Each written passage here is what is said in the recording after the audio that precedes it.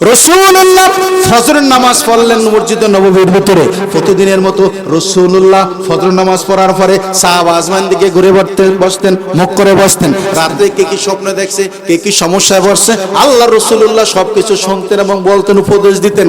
এইবার রাসূলুল্লাহ বলেন, ও সাহাবা আজমাইন, তোমরা কে কি দেখছো বলো। সাহাবা আজমাইন বলছে। বলার পরে আল্লাহর হাবিব বলেন, সাহাবীরা, আমি আজকে রাত্রেও একটা স্বপ্ন দেখছি। সকলে বলি সুবহানাল্লাহ। আজকে রাত্রে আমি একটা স্বপ্ন দেখছি। কারণ সাহাবা আজমান তো জানতো নবীদের স্বপ্ন ওহী, কথা বলে না। নবীদের স্বপ্ন হাদিসে কুদসি, কোরআন হাদিসে কুদসি, তারপরে নবীজির সুন্নাহ, 2 নম্বরে হাদিসে কুদসি। এইবার সাহাবা আজমাইন একটু নড়ে চড়ে বসতেন। আল্লাহর হাবিব স্বপ্ন দেখছে, স্বপ্নের ব্যাখ্যা করবে। আর সাহাবীরা জানতেন নবীজির স্বপ্ন হইছে ওহী। এইবার রাসূলুল্লাহ বলতেছে, এ সাহাবা আজমাইন, গভীর রাতে আমি স্বপ্ন দেখতেছি। 2 জন লোক আমার কাছে আসলো। আসার পরে আমার বগলের তলে হাত দিল। হাত দেওয়ার পরে আমাকে একটা ভূমির দিকে নিয়ে যাইতেছে, যাইতে যাইতে দেখি বিশাল একটা মরুভূমির একটা বিশাল মাঠ। এই মাঠের ভিতরে একজন লোক জমিনে শুয়ে আছে, আরেকজন লোক একটা লোহার করাত নিয়ে দাঁড়িয়ে আছে।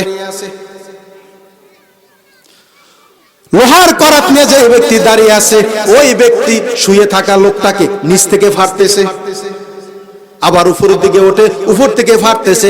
মানুষটা হচ্ছে 3.5 হাত, 1.5 হাত পুরা, এক হাত পুরা, 1.5 হাত ফাড়া। এই ফাড়ার ঠালে এই দেশে হুজুররা থাকতে পারে না। রাসূলুল্লাহ বললেন, আমি স্বপ্ন দেখতেছি দাঁড়িয়ে থাকা লোকটা করাত, লোহার করাত হাতে, এই দাঁড়িয়ে থাকা লোকটা শুয়ে থাকা ব্যক্তিকে ফাড়তেছে। আমার দিকে তাকান, ফাড়তেছে। নিচ থেকে ফাড়িয়া উপরের দিকে ওঠে, উপর দিকে ফাড়িয়া নিচ থেকে ওঠে, নিচ থেকে নামে। তবে আশ্চর্যের বিষয় হলো, নিচ থেকে ফাড়িয়া উপরের দিকে ওঠার সঙ্গে সঙ্গে নিচ থেকে জোড়া লেগে যায়। আমার দিকে তাকান ভাই, কথা বলে ওনার দিকে তাকিয়েছেন কেন সবাই? আমার দিকে তাকিয়ে থাকেন।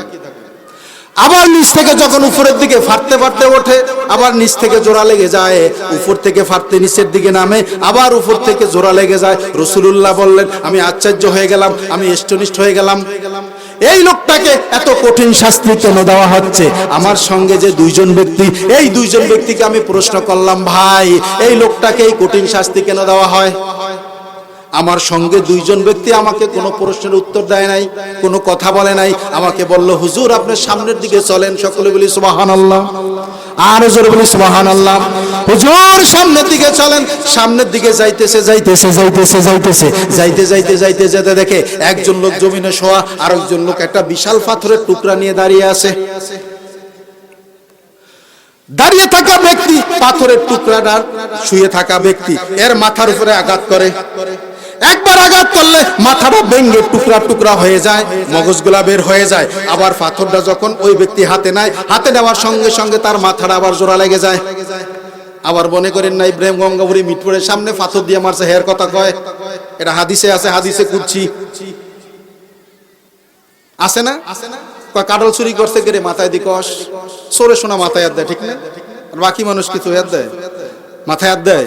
এই দেশটা আসলে ফার্মের উপরে আর মিথ্যার উপরে চলে।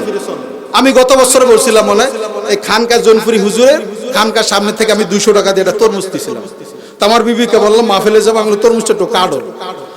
কয় যে এত বড় তরমুজ তুমি কাটো। আমি বডির উপরে তরমুজটা ছাড়ছি, 2টা টুকরো হয়ে গেল, ভিতরে লাল। তখন আমার একটা কথা মনে উঠলো, এই তরমুজের সিস্টেম অনুযায়ী বাংলাদেশের জাতীয় ফল হওয়ার কথা ছিল তরমুজ, ঠিক না?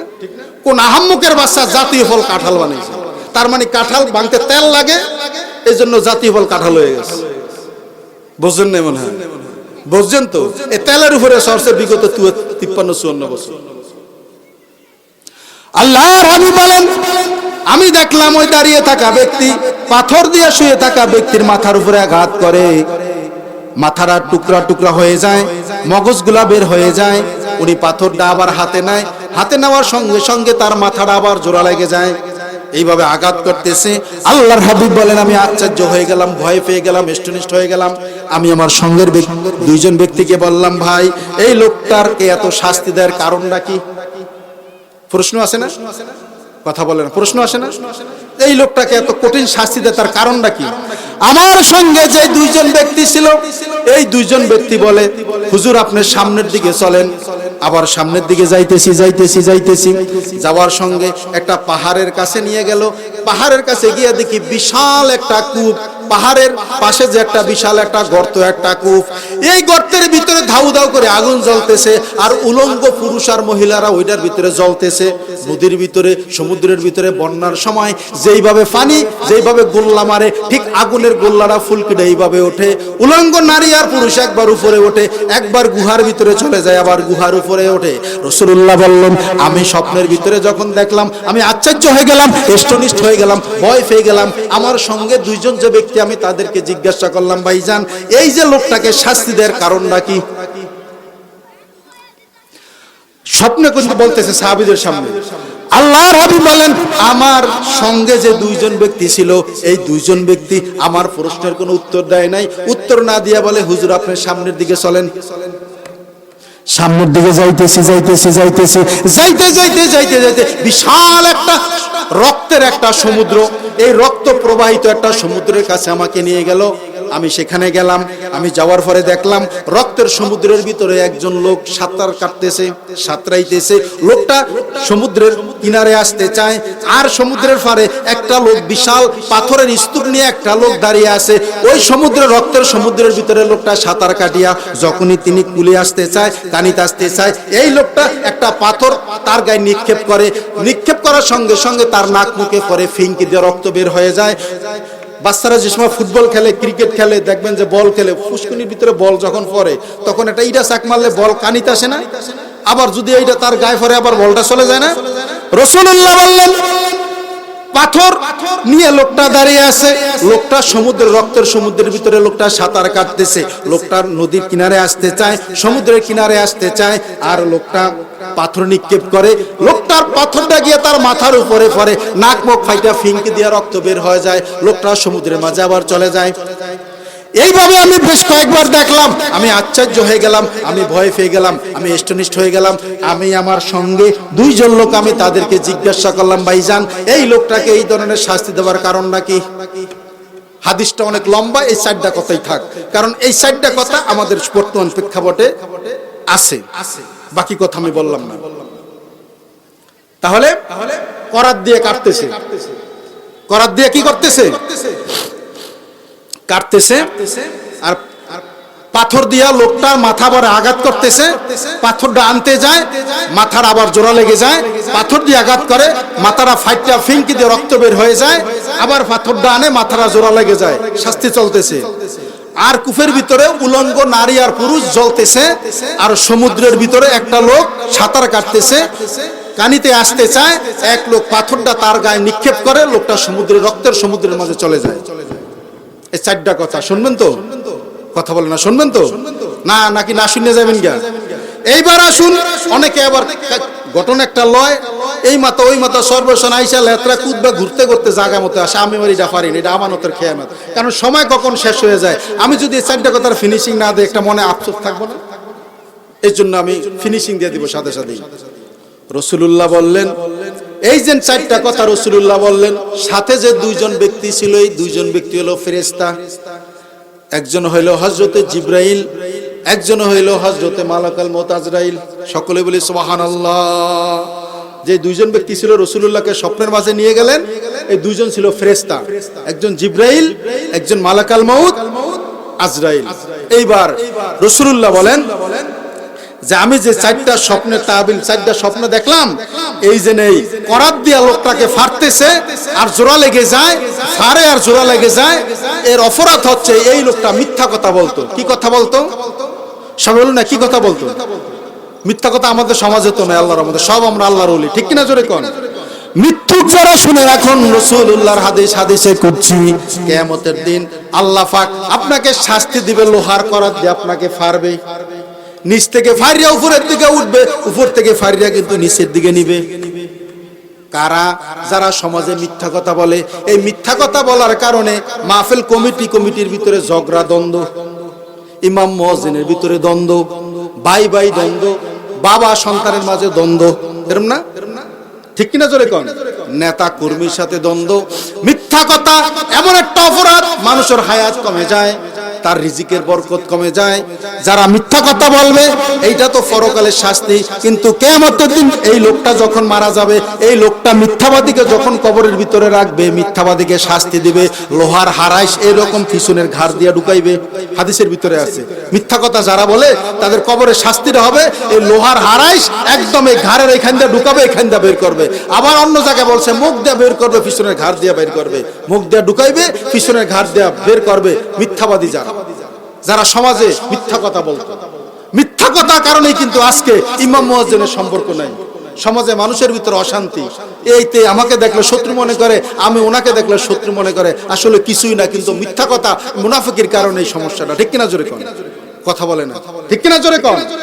তাহলে যারা মিথ্যা কথা বলছেন তারা সাবধান হয়ে যান। খবরদার, খবরদার, বিনা প্রয়োজনে মিথ্যা কথা বলার কোনো দরকার নেই। এই মিথ্যা কথাই কিন্তু সমাজটা ধ্বংস। ঠিক কিনা জোরে কোন? 2 নম্বরে আল্লাহর হাবিব বললেন, লোকটা জমিনে শুয়ে আছে আর একটা লোক পাথরের টুকরা নিয়ে দাঁড়িয়ে আছে, তার মাথায় আঘাত করে, পাথরটা আনতে যায়, এবার মাথাটা জোড়া লেগে যায়। এর কারণ কি? এর অপরাধ কি? এর অপরাধ হচ্ছে ওই সমস্ত লেবাসদারী মৌলবীরা যারা কোরআন শিখছে, কোরআন বুঝছে, কিন্তু নিজে আমল করে নাই, হক কথাগুলা সমাজে বলে নাই। কথা বুঝেন নাই মনে হয়? ওই সমস্ত লোক যারা ইসলাম বুঝছে, কোরআন বুঝছে, কিন্তু তাগুদের সাথে সম্পর্ক করিয়া চলছে, নিজে আমল করে নাই, মানুষকে বুঝাইছে কিন্তু নিজে কিন্তু আমল করে নাই। ওই সমস্ত আলেমদের কালে কিয়ামতের দিন শাস্তি হবে এই ধরনের। এখন আপনারা খুশি হবেন, কারণ এটা তো আপনাকে বিপক্ষে, আমাকে পক্ষ। বুঝলেন নাই মনে হয়? কোন শাস্তি আমাকেও আছে, শুধু আপনারা যে সেটাও না। কিয়ামতের দিন আল্লাহ জান্নাত জাহান্নাম যাত্রা করবে এই হুজুরে করে দিয়া, আর বেহেশত যাত্রা করবে হুজুরে করে দিয়া। এখন বুঝলেন এরা কারা? এরা 2 দলেরই বাতাস মারে, যখন যে ক্ষমতায় আসে তখন তার সুবিধা ভোগ করে। এরা মুনাফিক আছে না সমাজে? আমরা তো ছোট মৌলবী, বড় বড় মৌলবীরা মানুষ চিনে রাখছে এরা কারা। তোমরা কি আব্দুল্লাহ ইবনে উবাইর পক্ষের লোক না রাসূলুল্লাহর পক্ষের লোক? বাংলার মানুষ চিনে রাখছে তোমাদেরকে। তোমাদের জন্য শাস্তি পরকাল অপেক্ষা করতেছে। তুমি রাজনীতি করো না সেটা ভিন্ন কথা, কিন্তু তুমি তো দালালের পক্ষ নিতে পারো না। তুমি করবো আকুলু কাউলান সাদিদা, বান্দা তুমি সত্য কথা বলো, তুমি সত্য কথা ছেড়ে দিবা, যার পক্ষে যায় যাবে। ঠিক কিনা জোরে কোন? তুমি একেবারে ঢালাও ভাবে তাদের পক্ষ নিছো, তার মানে তুমি ক্ষমতা লোভী। ওই আমলে তোমার সব ঠিক ছিল, দাওয়াত তাবলীগ সব ঠিক ছিল, এই আমলে যত ঠিক থাকে এই জন্য তুমি তাদের যা করা করতেছো, শাস্তি আসতেছে, অপেক্ষা করো। 3 নম্বর শাস্তি হচ্ছে পাহাড়ের কাছে যে একটা কূপের ভিতরে উলঙ্গ নারী আর পুরুষ জ্বলতেছে। এর কারণটা হচ্ছে জেনাখোর নারী আর জেনাখোর পুরুষ বিয়ের আগে যা করা করছে, বিয়ের পরও পুরুষেরও ঠগায়, পুরুষও তার স্ত্রীর ঠগায়। আপনাদের সমাজে আছে না? কথা বলে না, আছে না? আছে না? মুরিদ গেছে পীরের কাছে, কত বড় মনে হয় বলছিলাম, পীর সাহেব আপনাকে আমি এত টাকা পয়সা দেই, এত হাদিয়া দেই, 15 বছর হাদিয়া তো হবা, তো তোমাকে কম দিলাম না। খাইয়া ফেটটারে কোল বালিশের মতো বানাইছো, সরের চিংড়ি মাছ আর মহিষা দুধি খাইয়া ফেটটা বালিশের মতো বানাইছো, কিন্তু আমার সংসারে কোনো শান্তি নাই। পীর সাহেব ঘটনাটা কি? এবার পীর সাহেব তো ভণ্ড, মুরিদের তো কিছু কওয়া লাগে, কারণ টাকা পয়সা তো আর কম খায় নাই, একটা নসিহত তো করা লাগে।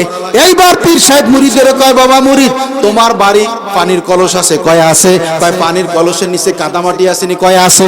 গ্রামে আছে না পানির কলস যে রাখে, সেখানে মাদার উপরে রাখে, একটু কাদামাটি জমে না? কাদামাটি জমে না? পীর বলে, মুরিদ তুমি কলসের নিচে যে কাদামাটি জমছে সেইখান থেকে একটু মাটি নিয়ে আসো। এইবার মুরিদ বুক ভরা আশা নিয়ে বাড়ি দৌড় দিছে, পীর সাহেব বুঝে আমার সংসারে শান্তি ফিরিয়ে আনবে। বাড়ি গিয়া মাটি নিয়ে আসছে, মাটি এনে পীর সাহেবকে দিছে। পীর সাহেব এই মাটি নেন। এইবার পীর সাহেব কিছু তো কওয়া লাগবো। এইবার পীর সাহেব চোখটা বুঝা মোরাকাবা মুশাহাদা করিয়া চোখটা মেলছে, মিললে বলে, বাবা মুরিদ তোমার তো অবস্থা খারাপ। কয় কোন কি হুজুর? কয় হ। কয় তুমি যেই সময় অফিসে যাও এই ফাঁকে তোমার স্ত্রী পরক্রিয়া করে। কি ক্রিয়া করে? পরক্রিয়া। পরক্রিয়া করে বাবা, তুমি মনে কষ্ট নিয়ে তুমি সাবধান। বাবা মা কষ্ট করিয়া পড়াশোনা করাইছে, চাকরি করিয়া বেতনটা বাবা মার কাছ থেকে না দিয়ে স্ত্রীর কাছে দিছো, বিশ্বাস করছো, এই ফাঁকে তোমার স্ত্রী কিন্তু পরক্রিয়া করে। বাবা সাবধান, টাকা পয়সা যা দিছো ভবিষ্যতে আর জমা দিও না, কয়দিন আগে তোমার স্ত্রী কিন্তু ভাগ্যে যাবে। বাবা মনে কষ্ট নিয়ে না, তোমার সংসারে যে ছোট্ট সন্তানটা, এই সন্তানটা কিন্তু পরক্রিয়ার ফসল। মনে কষ্ট নিও না, অনেকেরটা প্রকাশ পায়, অনেকেরটা প্রকাশ পায় না, ঠিক কিনা জোরে কোন? অনেকেরটা প্রকাশ পায়, অনেকেরটা প্রকাশ পায় না। বাবা তুমি মনে কষ্ট নিও না, চুপ করে থাকো, ধৈর্য ধরো। আর বউর দিকে বউর কত বেশি বিশ্বাস করো, টাকা পয়সা দিও না।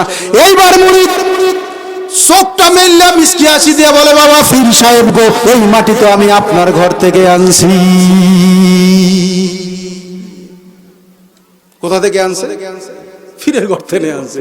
পীরে মুরিদের দোস্ত হলে হেয়ার বউ বড় ক্রিয়া করে, হেয়ার ঘরের মাটি হে কি করে মোশাহাদা, এরকম টাউট বাটফার আছে না? কথা বলেন আছে না? মুরিদ বলে, বাবা পীর সাহেব এই মাটি তো আমি আপনার ঘর থেকে আনছি। 17 বছর হাদিয়া তওবা তো কম দিলাম না, খাইয়া ফ্যাক্টরে কোলবালিশের মতো বানাইছেন, কিন্তু ভুল জায়গায় মিস কল দিছি। পাহাড়ের কাছে গুহার ভিতরে যে আগুনের ভিতরে উলঙ্গ পুরুষ আর নারী তারা জ্বলতেছে, তারা হচ্ছে জিনাকারিনী। তারা কি কারিনী? জিনাকারিনী। স্ত্রী বলে স্বামীরে আমি ঠকে আমি নিজে জিতছি, আর স্বামী বলে স্ত্রী ঠকে আমি জিতছি, কিন্তু দুইজনই জায়গা মতো ধরা, ঠিক কিনা জোরে কোন? দুইজনই কি জায়গা মতো ধরা। মনে করে যে হে ইনটেকটা পাইছে, আসলে সে ইনটেকটা পায় নাই। এটা বুঝাই থেকে একটা উদাহরণ দেই, সেটা হচ্ছে 3 বন্ধু মিলে একটা কাঁঠাল কিনছে। কি কিনছে? একটা কাঁঠাল কিনছে। কাঁঠাল কিনলে এখন 3 বন্ধুর ভিতরে একজন আছিল উকিল, একজন ইঞ্জিনিয়ার, একজন আছিল বাটফাট টাইপের। তো বাটফাটটা কয় যে আলী হিসাব করে টাকা দেবো কাঁঠালের, বুঝতে পারছেন? কাঁঠালের আলী হিসাব করে টাকা দেবো। তো ঠিক আছে, তো ফিয়ার পদ্ধতিতে মনে করেন যে আলী হিসাব করিয়া ওই বাটফাটে আলী শুদ্ধই গিলছে। কথা বোঝেন নাই? ওই দুইটা ঠগানের লইয়া বাটফাটটায় আলী সহই গিলছে। ফিয়ার পদ্ধতি মানতে রাজি না, হে গিললে রাজি। তো যাই হোক, ঠগে টগে মনে করেন যে বাড়ির তো গেছে, দেখা যায় চিনচিন চিনচিনে ফ্যাট ব্যথা করেন। এখন রাতের বেলা শুয়ে রয়েছে, রাত্র গভীর রাত্র ফ্যাটে দিছে, মোসরণ দিয়ে বাড়ছে ফ্যাট ব্যথা। ফ্যাট ব্যথা হয়েছে, পিছনে ঘরের পিছনে যায়া তাল গাছের গোড়া ফ্রুত করে ছাড়িয়ে দিছে ফ্যাট খালি। তো যাই হোক, বাট্টা তার খায় না, রাতের বেলা কাড়ালের বিচি ফ্যাটে জমা। তো রাতের বেলা এসে শুয়ে রয়েছে, রাতে তুষার বৃষ্টি একটা হয়েছে, ওইতে নাকটা নিয়ে ঘুম। সকালবেলা ঘুম ভাঙছে দেরিতে, বাজার টাজার করার সুযোগ পায় নাই, স্যারে গেছি গিয়া অফিসে। এখন স্ত্রী চিন্তা করলো বাজার টাজার না করিয়া অফিসে গেল গিয়া রানমুখী। তখন স্ত্রী চিন্তা করলো পিছনে ঢেঁড়সের বাগান একটু দেখি, ঢেঁড়স বাগানে কিছু ঢেঁড়স টেরস বেগুন টেগুন পাইনি, দুনিয়া পাতার সিজন আছে, ফ্রিজে চিংড়ি মাছও আছে। তো বিবি পিছনে গেছে ঢেঁড়স বাগানে, যায় দেখে 2-4টা ঢেঁড়স পাইছে। আসার সময় দেখে যে তাল গাছে গোড়া ফক ফুচকা কিছু আলি ফুরিয়ে রয়েছে কাঁঠালের বিচি। তো মহিলা চিন্তা করছে, আরে আল্লাহ, সারে যা বাজার না করিয়া চলিয়া গেছে, আল্লাহ মনে দেখছে, আল্লাহ রহমত হিসেবে থুয়ে গেছে। তো স্ত্রী আলিগুন আনছে, আন্না বালা করিয়া জোগা টোকা ফালাইছে, ফালে টেলে আপনার বেগুন দিয়া ধনিয়া পাতা দিয়া চিংড়ি মাছ দিয়া রানছে। ও বিচারে তো দুপুর বেলা আইছে, আয়া খাইতে দিছে, ভাত খাইছে, হালির তরকারি দিয়ে রানছে টানছে। এখন খাওয়াটার পরে কয়, বাজার করলাম না, তুমি তো সংসার ভালোই চালাইছো, রান্না তো সুন্দরী হইছে। তো কয়, তুমি বাজার করো না, আজকে 30 বছর তোমার ঘর করি, এক বেলাকে আমি সংসার চালাইতারি না, তোমার বউ কি অযোগ্য? তুমি কি মনে করছো? তুমি বাজার করতে পারো না, সমস্যা হইতেই পারে। তো যাই হোক, ভাতটাত খাইছে, খাইয়া ফান খাই আর শুন খায়। এখন বউরে কয়, মাতেরা ফার্ম দিলে হলে না? এখন কয়, আচ্ছা এই বাজার করলাম না, তুমি বাজার ফাইলাটা কই? কয়, আল্লাহ খাওয়াইলে এমনি খাওয়ায়। কয়, ঠিক আছে, আল্লাহ খাওয়াইলে এমনি খাওয়াই, তুমি কও না বাজারটা ফাইলা কই? কয়, তুমি বাজার করো নাই, সকালবেলা চলে গেছো, ব্যস্ত মানুষ, সময়ও নাই, চিন্তা করছে কি রান্না করো। তো ঢেঁড়স বাগানে পিছনে গেছি, যাওয়ার পরে একটু ঢেঁড়সও পাইলাম, বেগুনও পাইলাম। আসার সময় দেখি তাল গাছের গোড়া বেগুন, এই কাঁঠালের বিচিরি ফরিয়ে রয়েছে, আইন নামে রানছি। এই কথা হইনা স্বামী কয়, বুঝেন নাই মনে ফ্যাটে যা দিতে সব বাইরে গেছে। কথা বুঝেন নাই? ফ্যাটে যা দিতে সব কি মাইসের ঠকাইলে, এটা ঠক ঠকাই, মাইসের ঠকাইলে নিজেও ঠকতে হয়। আল্লাহ রাবি বলেন, গুহার কাছে গেলাম, যাওয়ার পরে দেখি কূপের ভিতরে উলঙ্গ নারী আর পুরুষ জ্বলতেছে। এরা হলো বিয়ার আগে পরে তারা জিনাকারিনী, স্বামী স্ত্রী ঠগাইছে, স্ত্রী স্বামীরে ঠগাইছে। ঠগানটা এমন ভাবে হইছে, কাঁঠালের আলীর মতো হইছে। কথা বোঝেন নাই মনে হয়? রাগ হইছেন নাকি? রাগ হইছেন? কারা কারা রাগ হইছেন হাত তুলে দেখান তো। নারে তাকবীর! আল্লাহ কবুল করুক, সকলে বলি আল্লাহুম্মা আমিন। 4 নম্বরের স্বপ্ন বলতেছে রাসূলুল্লাহ বলেন আমি দেখলাম একটা সমুদ্র লোহা, এই সমুদ্র রক্তের সমুদ্র, এই রক্তের সমুদ্রের পারে আমি গেলাম, যাওয়ার পরে দেখি রক্তের সমুদ্রের ভিতরে একটা লোক হাবুডুবু করতেছে। লোকটা সমুদ্রের কুলে আসতে চায়, আর কুলে একটা লোক পাথর নিয়ে দাঁড়িয়ে আছে। লোকটা কুলে আসতে চায়, এই লোকটা পাথরটা তার মাথায় মারে, পাথরের বাড়ি খেয়ে লোকটা আবার সমুদ্রের মাঝখানে চলে যায়। এর কারণটা হচ্ছে এই লোকটা ছিল জুলুমবাজ, এই লোকটা ছিল স্বৈরাচার, এই লোকটা গরিবের ঠগাইছে, এতিমের ঠগাইছে, বিধবারে ঠগাইছে। কাবিকা খাদ্যের বিনিময় কর্মসূচি, এই কাবিকা খাবিকা যত কাজ সব এই আত্মসাৎ করছে। করোনার সময় দেখছি এই করোনার যে ত্রাণ চাউল এইটা নিয়ে আমরা ঘরের ভিতরে ঢুকাইছে। এরকম হয়েছে না লালমনে? করোনার তৌলের বোতল, সয়াবিন তেলের বোতল খাড়ের তলে নিয়ে বুঝাইছে। এরকম হয়েছে না? এই লোক হচ্ছে সেই লোক যারা গরিবের ঠগাইছে, গরিবের হক নষ্ট করছে, জুলুমবাজ, নির্যাতনকারী, নিপীড়নকারী। এরা সেই সমস্ত লোক, কাল কিয়ামতের দিন আল্লাহ পাক তাদেরকে এই ধরনের শাস্তি দিবে। রাসূলুল্লাহ বললেন আমি রক্তের সমুদ্রের পারে গেলাম আর দেখলাম লোকটা হাবুডুবু করতেছে। এই লোকটার অপরাধ হলো লোকটা মানুষের হক নষ্ট করছে। কি নষ্ট করছে? সব হলো না, কি নষ্ট করছে? হক নষ্ট করছে। এই হক নষ্ট করার কারণে কিয়ামতের দিন আল্লাহ পাক তাদেরকে এই শাস্তি দিবেন। তাহলে আমরা কি এই যে 4টা কথা বলছি, এই 4টা কাজকে আমরা করব না ছেড়ে দিব? কথা বলেন, আমরা কি 4টা কাজ করব না করে থাকলো আমরা ছেড়ে দিব? ছাড়বো না নাকি না আমরা বেশি করে আরো করব? কথা বলেন, আমরা বেশি করে করব না ছাড়িয়ে দিব? তাহলে আমরা তো মনে করেন যে ওয়াজ তো আমরা মনে করেন সবাই জানি, কিন্তু আমরা যা আমল করি না সেটা তো একটা বড় বিষয়, ঠিক না? আমরা আমল করি, আমরা তো আমল করি না। এই যে দেখুন, এই যে নভেম্বর মাসে সম্ভবত একটা ভূমিকম্প হয়েছে না? শুক্রবার সম্ভবত বেলা 10:30 পৌনে 11টায় আমি জুমা ফারিতে রওনা দিছি, এই সময়টা ভূমিকম্প হয়েছে। ভূমিকম্পটা কেন হয়? জাহারাল ফাসাদু ফিল বাররি ওয়াল বাহরি বিমা কাসাবাত আইদিন নাস। জলে আর স্থলে যা কিছু ঘটে সব আমাদের হাতের কামাই। সব আমাদের কি হাতের কামাই না? কথা বলে না, হাতের কামাই না? পৃথিবীর জমিনে মানুষ যখন অসুস্থ হয় তখন ডাক্তারের কাছে যায়। ডাক্তারের কাছে যাওয়ার পরে টেস্ট পরীক্ষা করার পরে বলে আপনার এই সমস্যা, এই সমস্যা, এই সমস্যা থেকে আপনি চেক দিবেন, এই সমস্যা, আপনি এই খাবারটা খাবেন না, এইভাবে আপনি চলবেন, এই খাবার থেকে আপনি ত্যাগ করবেন। মানুষটা তার রুটিন ফলো করে, মানুষটা পর্যায়ক্রমে সুস্থ হয়, ঠিক কিনা জোরে কোন? লোকটা যখন স্বাভাবিক কথা থেকে অস্বাভাবিক কথা বলে তখন মসজিদের ইমাম সাহেবের কাছে নিয়ে যায়, লোকটারে মনে জিনে ধরছে, ঠিক না? তখন ইমাম সাহেব জার ফুক দিয়ে দেয়, লোকটা ঠিক হয়ে যায়। ছাত্র যখন ক্লাসে পড়াশোনা খারাপ হয় তখন টিচার রাখে, টিচার তার সমস্যাকে সলিউশন করে দেয়, সমাধান করে দেয়। কিন্তু আমার কাছে আশ্চর্য বিষয় হলো সারা পৃথিবীতে নয়, বাংলাদেশে যে ভূমিকম্প হয়, এই ভূমিকম্পগুলো কেন হয়? বিজ্ঞানী যারা তারা কিন্তু মানুষের বলে না, বলে কথা বলে না, কারণ এটা তো আমাদের হাতের কামাই। জাহারাল ফাসাদু ফিল বাররি ওয়াল বাহরি বিমা কাসাবাত আইদিন নাস। জলে আর স্থলে যা কিছু ঘটে সব আমাদের হাতের কামাই। কিন্তু কেন এটা ঘটে এটা তো আমরা বলি না। তাহলে মানুষ কিভাবে আমরা সমস্যার সমাধান হবে? বিজ্ঞানীরা বলে এটা না, বললে গতবার যেই কারণে ভূমিকম্প হয়েছে এই কারণে তো এইবার ভূমিকম্প হইতে পারে না? কথা বলে না। গতবার যেই কারণে ভূমিকম্পটা হয়েছে এইবারও তো সেই একই কারণে ভূমিকম্প হইতে পারে না? তার মানে বিজ্ঞানী যারা এই ভূমিকম্প বিষয় যারা জলোচ্ছ্বাস, এই দাবানল কেন হয়, এই কথাগুলো তো তারা আমাদেরকে যদি না বলে তাহলে আমরা কিভাবে আমরা শুধরিয়ে নিব, কিভাবে এই কঠিন আযাব আর গজব থেকে আমরা মুক্তি পাবো? কিন্তু তারা তো আমাদেরকে বলে না, বললে আমরা কিভাবে সংশোধন হব? মূলত তারা আসলে জানেই না, তারা আসলে কি জানি না। তার কারণে এই সমস্ত জিনিসগুলো হয় আমাদের হাতের কামাই। আমরা মানুষের ঠগাই, জিনা করি, এতিমের হক নষ্ট করি, বিধবার হক নষ্ট করি, বাবা মাকে খাবার দেই না, ঠিক কিনা জোরে কোন? এই বিভিন্ন পাপের কারণে আমাদের ভিতরে আল্লাহ পাক এই তবজির গোড়ার মতো এই বিপদগুলো আমাদের মাথার উপরে ছেড়ে দিচ্ছে, কিন্তু আমরা এটা বুঝিও না। বরঞ্চ গতবার যেভাবে ছিলাম আমরা এইভাবে আছি, কিন্তু গতবার যেভাবে ছিলাম এইভাবে যদি আমরা আজীবন থাকি তাহলে ভূমিকম্প, জলোচ্ছ্বাস, দাবানল তো আমাদের মাথার উপরে চেপে আসবে, ঠিক কিনা জোরে কোন? ঠিক না? আপনি আশ্চর্য হয়ে যাবেন। এই যে কয়েকদিন আগে দেখলাম ভাই দ্বন্দ্ব, জায়গা জমি নিয়ে দ্বন্দ্ব করতে গিয়ে বাতিজা 7 বছরের বাতিজাকে মারিয়া গাছের সাথে ঝুলিয়ে রাখছে। এরা মানুষ বলা যায়? এদেরকে মানুষ বলা যায়? আচ্ছা, এরা কি নেকের কাজ করছে না পাপের কাজ করছে? কত পাপের কাজ করছে না?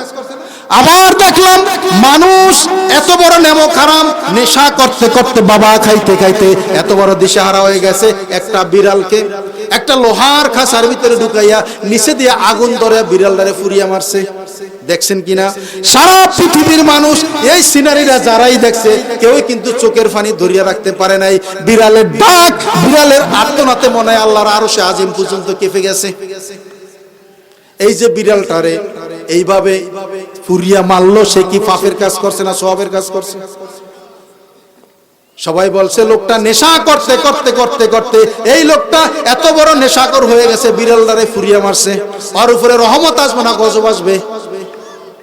আবার দেখলাম একটা কুকুরের 8টা বাচ্চা, এক ক্ষমতাধর ব্যক্তি সরকারি চাকরি করে, তার স্বামী এই কুকুরের 8টা বাচ্চাকে বস্তার ভিতরে ভরিয়া তিনি পুকুরে মারিয়া 8টা বাচ্চা মারিয়া ফেলাইছে। কুকুরের অবস্থা দেখে এমন কোন মানুষ নাই যে তাদের চোখে পানি না আসছে। এরাও মানুষ, এরা মানুষ কয় এদের কি? হ্যাঁ, তা আল্লাহ পাক যে বিপদের, তুমি যদি তোমার প্রতিবেশীকে দেখতে যাইতা তাহলে আমি আল্লাহকে দেখা হয়ে যেত। সকলে বলি সুবহানাল্লাহ, আর জোরে বলি সুবহানাল্লাহ। 2 নম্বর প্রশ্ন হলো, আল্লাহ গো, আমরা তো জানি আপনি কোনোদিন খানা পিনা খান না, আপনার খানা লাগে না, আপনার কেমন করে আপনাকে খানা দেব? আল্লাহ বলেন, ও বান্দা, তোমার প্রতিবেশী মানুষ না খেয়েছিল, ভিক্ষুকেরা না খেয়েছিল, অসহায় ছিল, তারা না খেয়ে দিন কাটাইছে, তোমরা দৈনিক 5 ওয়াক্ত 3 বেলার জায়গায় 4 বেলা খাইছো, 5 বেলা খাইছো। কিন্তু তোমার প্রতিবেশী যে না খাইয়া আছে, তুমি তার দিকে খেয়াল রাখো নাই। তুমি ডাইকা যদি তাকে খাবার দিতা তাহলে আমি আল্লাহকে খাবার দেওয়া হয়ে যাইতো। সকলে বলি সুবহানাল্লাহ, আর জোরে বলি সুবহানাল্লাহ। এটা কিন্তু হাদিসে কুদসি। চিন্তা করছেন কিয়ামতের দিন আল্লাহ বান্দাকে প্রশ্ন করবে। 3 নম্বরে আল্লাহ বলবেন, আমি পিপাসিত ছিলাম, তোমরা কেন আমাকে পানি খাইতে দাও নাই? বান্দারা বলবে, আল্লাহ গো, আমরা তো জানি আপনার কোনো পিপাসা হয় না। আল্লাহর কোনো পিপাসা হয়? কথা বলে, আল্লাহর পিপাসা হয়? আমরা তো জানি আল্লাহ আপনার কোনো পিপাসা নাই, তাহলে আপনাকে কিভাবে পানি দিব? আল্লাহ বলেন, এক ভাই, এক পিপাসিত ব্যক্তি, এক ভিক্ষুক তোমার কাছে পানি চাইছে। রমজান মাসে তুমি ঘরটা বন্ধ করে তুমি ইফতার করছো। আমার রোজাদার ব্যক্তি দরজার সামনে দাঁড়িয়ে বলছে, এক গ্লাস পানি থাকলেও দেন। তুমি দরজাটা বন্ধ করিয়া তুমি ইফতার খাইছো। তুমি তোমার পিপাসিত ব্যক্তিকে যদি 1 গ্লাস পানি দিতা তাহলে আমি আল্লাহকে পানি দেওয়ার সওয়াব পেয়ে যাইতা। সুবহানাল্লাহ বলবেন না? আরো জোরে বলি সুবহানাল্লাহ। এই কাজগুলো বর্তমান সমাজে আছে কি নাই? কথা বলেন, আছে কি নাই? রমজান মাস আসতেছে, আপনি 1 গ্লাস শরবত, একটা ভিক্ষুক আসছে, আপনি অর্ধেক দেন তাকে। একটা লোক পানি খাইতে এসেছে চৈত্র মাসের দিন, আপনার ঘরে ফ্রিজে একটু ঠান্ডা পানি আছে, এই গ্লাসে একটু ঠান্ডা পানি মিশাইয়া একটু দেন, অথবা একটু লেবুর শরবত দেন, অথবা একটু ট্যাং মিশিয়ে দেন, আল্লাহ রাজি খুশি হয়ে যাবে। কিন্তু আমরা তো এটা করি না। আমরা মনে করি যে আমরা এই খাওয়ানটা খামু, সকালবেলা টয়লেটে যাবো, এই জীবনে জীবন, এই জীবনে সবকিছু, এই জীবনে সাকসেস। ঠিক কিনা জোরে কোন? আব্দুল কাদের জিলানী তিনি বলছেন, মানুষকে খাওয়ানোর মতো এত বড় নেক আমল আমার জীবনে আমি পাই নাই। সুবহানাল্লাহ বলবেন না? আরো জোরে বলি না সুবহানাল্লাহ। আব্দুল কাদের জিলানী তিনি বললেন, তিনি বুঝছেন যে মানুষের খাওয়ানোর মতো এত নেক আমল আমার জীবনে আমি পাই নাই।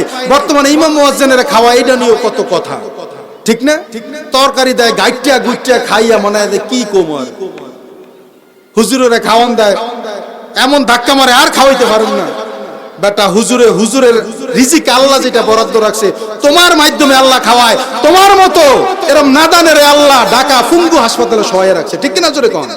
প্যারালাইসিস হয়ে একদিকে শুয়ে রয়েছে, অন্যদিকে ঘাড় ফেরানোর শক্তি নাই। আছে কি নাই? তোমার মতো ক্ষমতাশীল লোক অপারেশন চলতেছে, তোমার মতো ক্ষমতাশীল লোক রাতের বেলা শুয়ে আছো, সকালবেলা জিহ্বাটা বাইরে গেছে, লোল পড়তেছে, তুমি হাঁটতে পারো না, তোমার সন্তান ডাক্তারের কাছে নিছে, টেস্ট করছে 28, তোমার ডায়াবেটিস, তোমার হার্টে রিং করা লাগবে, অবস্থাটা কি হবে? তুমি চিন্তা করছো? খাওয়াইতে গিয়ে মানুষ কত খোটা দেয়। ঠিক কিনা জোরে কোন? আব্দুল কাদের জিলানী তিনি বলেন, আমি মানুষকে খাওয়ানোর মতো এত নেক আমল আমি দুনিয়ার জমিনে পাই নাই। এই আব্দুল কাদের জিলানী তিনি বাগদাদে আসরের নামাজে রুজু করতেছেন। কি করতেছেন? আসরের নামাজে রুজু করতেছেন। এই উজুর পানি মুখে দিবেন, ঠিক এই অবস্থায় তিনি বাগদাদ থেকে 2000 মাইল 2 স্পেনের একটা দৃশ্য তার পানির ভিতরে ভাইসা উঠছে। সকলে বলি সুবহানাল্লাহ। চিন্তা করছেন তাদের পাওয়ারটা কি ছিল? তাদের কানেক্ট ছিল সরাসরি আল্লাহর সঙ্গে। ঠিক কিনা জোরে কোন? তিনি বাগদাদে তিনি আসর নামাজ উযু করতেছেন। আব্দুল কাদের জিলানী উযু করতে গিয়ে মুখে পানি দিবে, এই পানির ভিতরে 2000 মাইল দূর স্পেনের একটা দৃশ্য তার এই পানির ভিতরে ভেসে উঠছে। সকলে বলি সুবহানাল্লাহ, আরো জোরে বলি সুবহানাল্লাহ। আব্দুল কাদের জিলানী তিনি এই পানিটা তিনি মুখে না দিয়ে তিনি পানিটা আকাশের দিকে ছড়ছেন। আকাশের দিকে যখন চললেন তিনি আসরের নামাজ পড়লেন। আসরের নামাজ পড়িয়া যখন তিনি মসজিদ থেকে বের হলেন, তার খাদেম আব্দুল কাদের জিলানীকে বলে, হুজুর আপনি আজকে উজুর পানির ভিতরে এমন একটা ছেলে মানসিকতা কেন করলেন? আপনি উজু করার সময় আপনি পানিটা যে উপরের দিকে ছাড়লেন, এই ছেলে মানসিকতা আপনি কেন করলেন? আব্দুল কাদের জিলানী বলে, বাবা আমি তো পানি উপরে ছাড়ি নাই, আমি তো পানি মারছি 2000 মাইল দূর স্পেনে। সুবহানাল্লাহ বলবেন না? আর জোরে বলি না সুবহানাল্লাহ। আব্দুল কাদের জিলানী বলেন, আমি পানি তো উপরের দিকে ছাড়ি নাই, আমি পানি ছাড়ছি 2000 মাইল দূরে স্পেনে। আমার দায়িত্ব ছিল পানি উপরে ছাড়া, 2000 মাইল দূরে স্পেনে পৌঁছানোর দায়িত্ব আমার আল্লাহর। সুবহানাল্লাহ বলবেন না? 2000 মাইল দূরে স্পেনে ইমাম আন্দালুসি তিনি একটা খ্রিস্টান মেয়ের প্রেমে পড়িয়া তিনি তার ঈমান হারা হয়ে যাচ্ছেন। আমি দেখতেছি, আমি এখান থেকে পানিটা ছুড়ছি 2000 মাইল দূরে, ইমাম আন্দালুসি তার থোতার উপরে গিয়ে পড়ছে। এটা ইমাম আন্দালুসির কথা। ইমাম আন্দালুসি স্পেনে তিনি কর্ডোবা ইউনিভার্সিটির তিনি লেকচারার ছিলেন, তিনি প্রফেসর ছিলেন। তিনি বাসা থেকে এই কলেজে আসার পথে পাশে একটা হিন্দুদের পাতে একটা খ্রিস্টানদের গির্জা ছিল। এই পাশে খ্রিস্টানদের গির্জার একটা মেয়ে ছিল, সরলা রূপসী সুন্দরী। এই মেয়েটা রাস্তার হাঁটাচলা করত। ইমাম আন্দালুসির চোখে পড়িয়া গেল মেয়েটা।